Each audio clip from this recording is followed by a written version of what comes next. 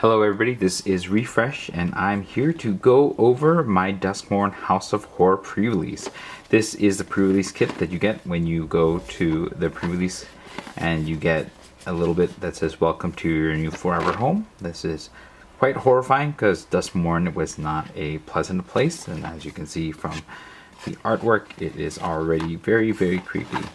And as usual, the outer cardboard case gives you some counters that you can use, as well as these items, which are no longer tokens, but you can use them to indicate the rooms that you have that are locked. And then you have artwork all around the box in every single side.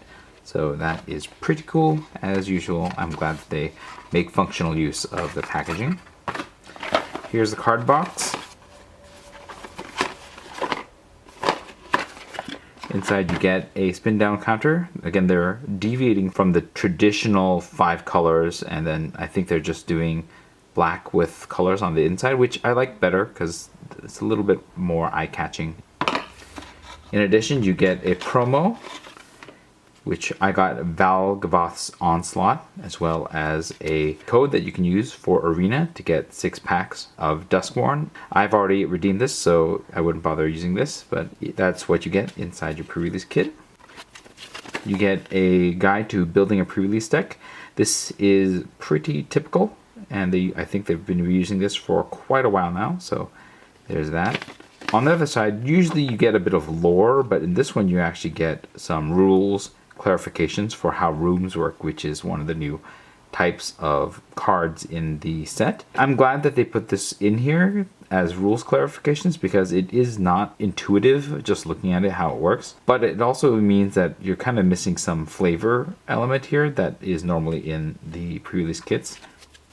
Get a card divider, which is Val Gavoth, I believe, and you get 6 packs of magic. These have all been opened and sorted, so I'll show you what I opened next.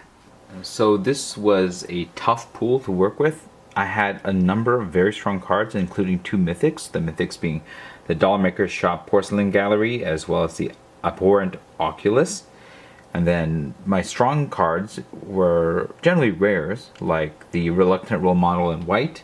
We had the Enduring Courage in red, the promo card Val Gavoth's Onslaught in green, which was also very strong, and then a number of multicolor cards here that could also potentially fit in terms of being quite strong, like Arabella was strong. I also liked Peer Past the Veil, the Swarm Weaver. Winter was an interesting option as well, and so there was a lot of potentialities in terms of strong cards. The one thing that I pretty quickly ruled out was black being a main color because it definitely had the smallest card pool and the lowest number of creatures, and I wanted to make sure that I was being able to, play a deck that was getting somewhere. And I had a number of artifacts to help fill the decks, but I felt like at best black was only ever going to be a splash card, but I did want to splash it because I had Drag to the Roots and the Swarm Weaver here in green, as well as Fear of Infinity with blue, and Winter in Jund. And so there were a bunch of options for me.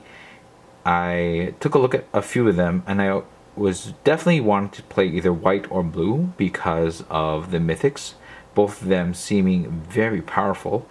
And so there was a lot of incentive to play one of those 2 colors, and so I tried pairing them all up and seeing what might work.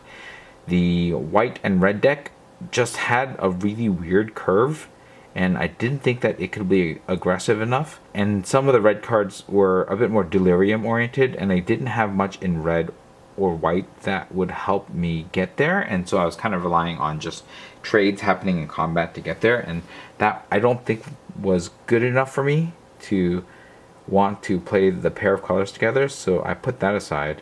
Red and blue didn't have a strong shared identity that would make it work, and also it was a little top heavy because of all the expensive cards, that it didn't feel like it was a deck that was gonna get there for me either. Red and green was interesting to me because of the delirium connection and there was ways to get Delirium going here. But red was kind of split between being a Delirium deck with cards like Hand That Feeds and then just being a bit more aggro. And again, the heavy mana cost of a lot of my red cards ended up leaning me away from red. So that ultimately got me to look at blue and white, and the synergies just weren't there to make me want to play that. And I didn't have a dual colored card that it would play well with. And when I put together black and green together, there just weren't enough cards to play without just having to play a lot of junk cards or cards that wouldn't really fit well together. So I ultimately settled on playing a white and green deck, and the benefits of there was a pretty even and consistent curve all the way down the way. Green gave me enough ways of getting cards into the graveyard that I was able to turn on Delirium once in a while, but my deck didn't care that much about Delirium. I also had a pretty solid curve in terms of being a more aggressive start, and that's where the artifacts come into play as well, because when they die, then I will have Delirium turned on as well. That left me open for a little bit of splashing. We had the Etched Cornfield to help just get me to green and white without much issue, and then splashing was available through the Strangled Cemetery for black, and so I could evaluate whether or not the deck could handle a splash. But we also had 2 Terramorphic Expanses, which again also help with getting to Delirium, and then also help getting whatever card that I was going to splash into the deck. And so with that, let's take a look at the deck that I built. So this is the final deck I built. As you can see, it has a reasonable curve that goes all the way from 1-drops and 2-drops up to even a 7-drop in Altenac the Thrice Called. I didn't open enough Say Its Name, so I didn't bother with the Say Its Name strategy, and I don't have a lot of Delirium here. This is not a deck that thrives on synergy or any particular mechanic, but just on playing a reasonable curve and then playing up to big finishers. And we have some very strong cards in the mix. I think Valgavoth's Onslaught is probably one of my strongest cards, along with Dollmaker's Shop / Porcelain Gallery. And the idea is that this is a lot of value. If I can play it on 7 mana, then I get 3 5/5s for 1 card, which is really strong. And the Dollmaker's Shop just makes a lot of creatures, and since I have a lot of low drops, the idea is that I'll equip like a Glimmerlight or a baseball bat to them and continue attacking and get my opponent down to a low enough life total that they don't feel comfortable attacking without the potential of getting swung back on for the win. And then on top of that, I have the extra creatures that are created by the Dollmaker's Shop. Once you turn on the Porcelain Gallery, it makes all of your creatures a lot bigger, and then you can just smash for the win there. And along the lines of that, we also have the Lionheart Glimmer as something that can also power up all the little creatures that I have. I don't have a good mass pump spell aside from the Lionheart Glimmer, so this deck is obviously missing a bit of finishing weight. But hopefully at that point, I have a handful of removal cards in the Monstrous Emergence and the Drag to the Roots, as well as the Fear of Abduction to get rid of my opponent's stronger cards. And then the idea is that I will eventually play one of my Haymakers at the top to get there. We also have some just really strong aggressive cards like the Reluctant Role Model. And then to turn on Delirium, I intentionally put in some weaker cards like the Friendly Teddy into the deck. And I also ended up splashing black for the Swarm Weaver and Drag to the Roots, which I think were strong enough to splash black for, and it wasn't too hard for me to splash black because of the Strangled Cemetery and the 2 Terramorphic Expanses being able to get me the black mana. So in addition to what you see here, there were also 6 plains, 1 swamp, and 6 forests. I think that the balance between green and white was pretty even, and I didn't need more than 1 swamp for black because I had the Strangled Cemetery as well as the 2 Terramorphic Expanses. Now there's a chance that I might mill my 1 swamp, which would make the Terramorphic Expanses suddenly not very good, but the odds that I'd mill both that and the Strangled Cemetery are pretty low, and I also had the Moldering Gym to go find that swamp, so I thought that it was a reasonable risk to take. And so it's not an exciting deck, but I thought it was one that was quite reasonable for the card pool that I was working with. So now it's time to discuss the games that I played. I played in a 3-match sealed at Emerald Knights as usual, And against my first opponent, I was against a blue, black, and green deck. In the first game, I mulliganed all the way to 5 because the first hand had 2 lands of the wrong color, and then the second hand had no lands at all. And so there wasn't really much of a choice but to mulligan in both cases. I was on the play, and with 5 cards, I was able to keep things going. And my opponent had a very slow deck, and they were clearly playing towards a room strategy, and so I was able to just overwhelm my opponent because they couldn't get much board presence, and my opponent conceded as I had amassed a board and they just weren't able to keep one together. In the second game, my opponent was on the play, and I did not mulligan in this case, and just like the last game, I was able to build a board. It was a bit slower this time because my opponent was playing more action than last time, but I was still racing my opponent, who had the promising staircase out and was trying to open up all their rooms and play them all to get their 8 open rooms to win by the alternate win condition. And they actually managed to open 8 rooms on their turn, which would have given them the win for the promising staircase.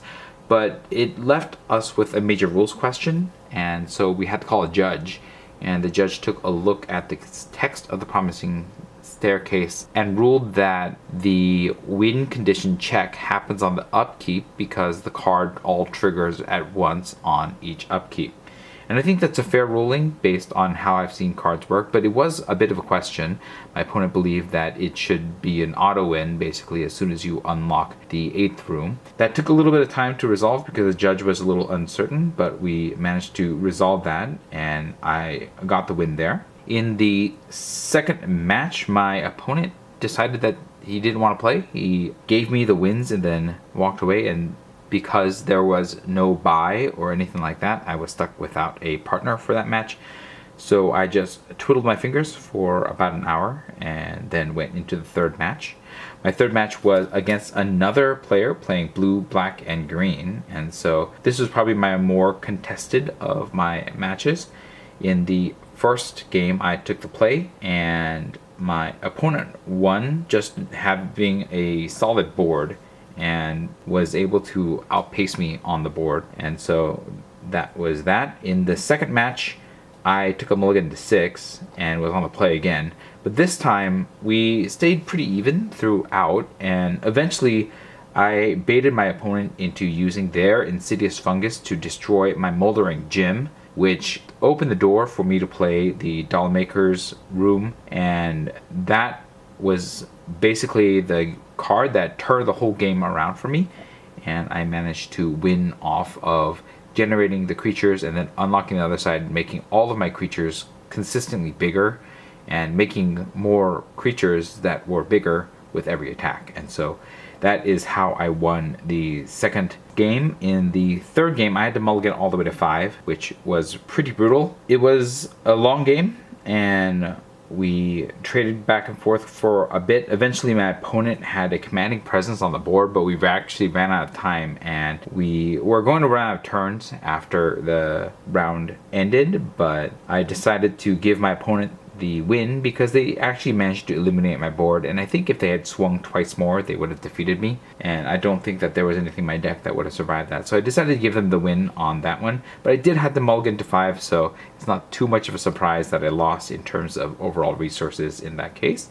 This ended the tournament for me with a record of 2-1, although the second match was again not something that I won because I played anything, but because my opponent just decided that they didn't want to play anymore, and so gave me the wins. And so those were my games in Duskmourn pre-release. As usual, Emerald Knights provided 2 packs of Duskmourn for participating in all 3 matches, and that is what I walked away with. I always enjoy the fact that there's no pressure to win because everybody always gets 2 packs no matter what, and that makes usually participation pretty good in every game because you don't really need to do much but participate. But my second opponent decided that they didn't even want to do that. As for the set, I found that Duskmourn is an interesting set. So the theme is of a haunted house of sorts that the planeswalkers and characters traveling the Omen paths are drawn to and then stuck in, and really horrific stuff happens in the house. It seems to draw a lot on contemporary horror tropes, and so you'll see a lot of really creepy stuff, a lot of movie references as well. And I think that the artwork is truly terrifying in a way that is certainly disturbing to me, but not so disturbing that I can't stand playing with the cards. It's just, it leaves chills down my spine sometimes when I'm looking at the artwork. I guess that's a good thing for the set in terms of hitting its theme quite well. More importantly, I think that the set's mechanics are actually pretty fun even in sealed. Unlike Bloomburrow, where the mechanics kind of wanted you to focus on just a particular archetype for the decks to be good, you could really mix up some of the archetypes here and still have the deck work out pretty well here. And I'm actually think that I could have played a different pair of colors and still ended up with a reasonable deck minus curve considerations. And so I felt that the set was much better in sealed than Bloomburrow. That doesn't mean that the pre-release experience was all exciting, of course, because this is yet another bare bones pre-release. You get the pre-release kit, what you see in the pre-release kit, and that's it. There's no extras, there's no extra card. The lore aspect is very much removed from the pre-release kit, aside from the artwork here. Even the little fold out that they give you doesn't actually contain any lore or tell you what's going on.